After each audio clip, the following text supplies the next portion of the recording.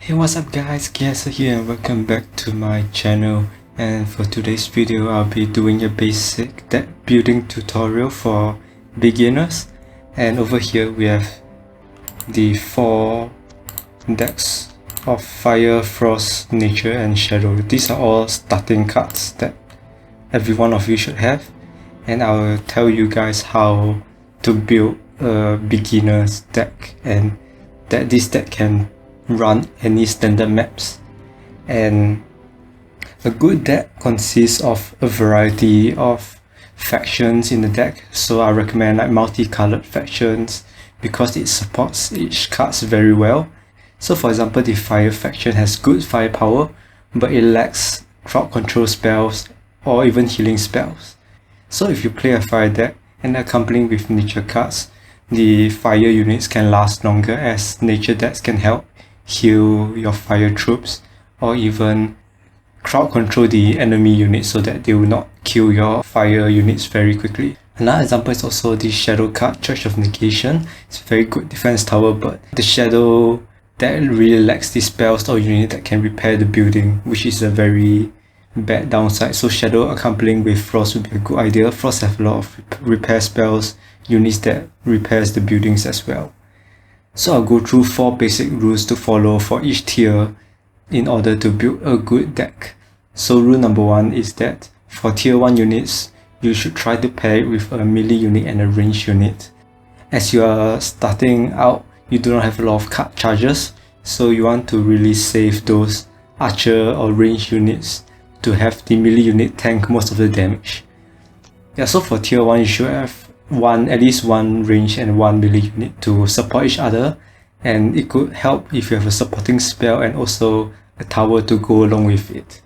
It's very important for tier 1 and tier 2 to have towers because it really helps in defending your base well or even pushing, and also even attracting and luring enemy units to a place where you have built your towers so that can help to kill off all the enemy units. Yeah, so moving on to the second point, for tier 2, I've mentioned that you have to build towers, but other than that, it really depends on what cards you have for your unit. So for example, if you have a very strong tier 2 unit like an aggressor, you want it more tier 2 spells to support the unit rather than placing more units into the deck. Remember, for tier 2 you should try to have some sort of anti-air.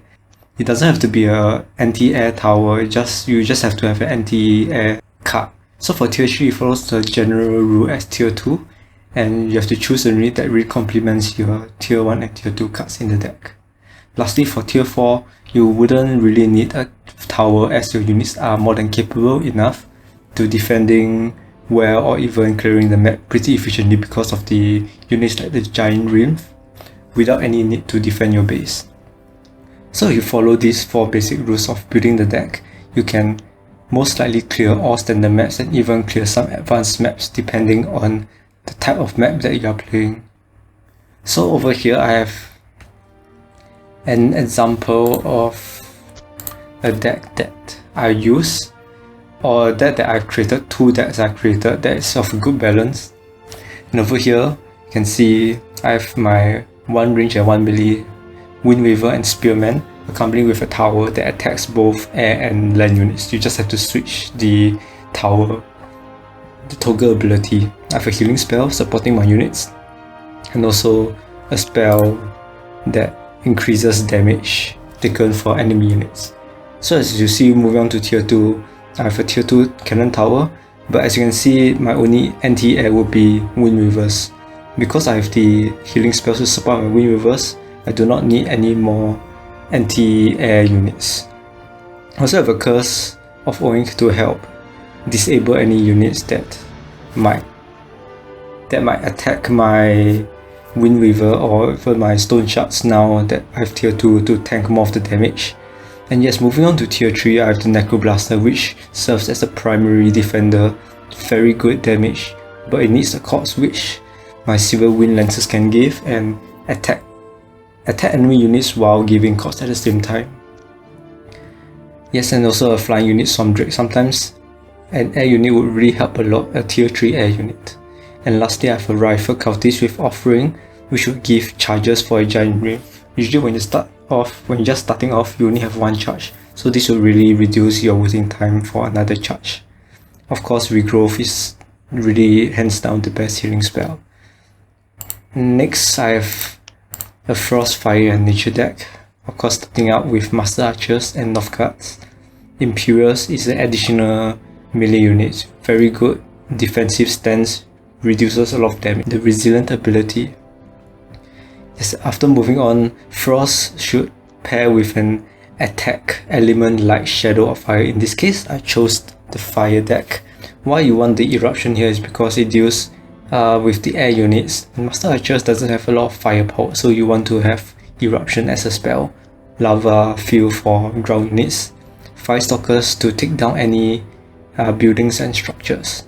Yes, so moving on to tier 3, we have the Magma Hurler, which is a very useful card that deals a lot of damage to both ground and air units.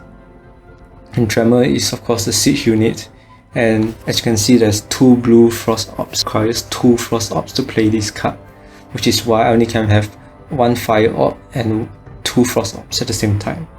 So moving on to the 4th Orb, I have Nature. Of course, the Giant Nymph is the best card at the starter's deck, and of course regenerative spells and a CC spell.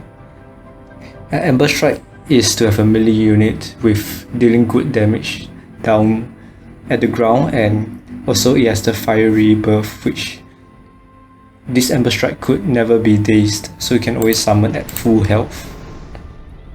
Yeah, so this is basically the 2 decks that I've created, which is of a very good balance, and I hope you have enjoyed this short deck building tutorial.